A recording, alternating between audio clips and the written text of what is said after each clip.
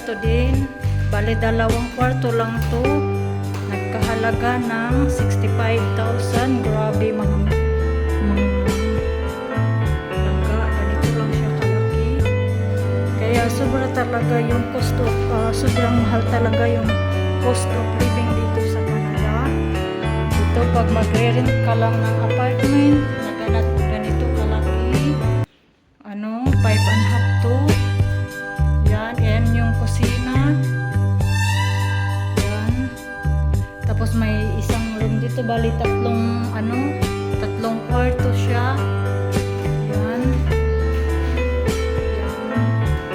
Ayan, ganito lang kalaki.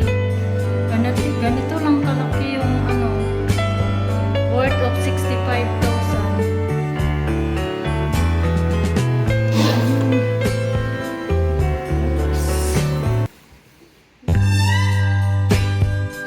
Sa piso nga pala yun, 65,000.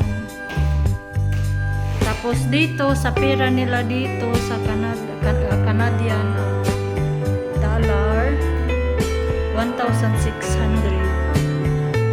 Ganyan nung siya kalaki. Ito yung salon, sala. Yan, bali 3 kwarto lang siya.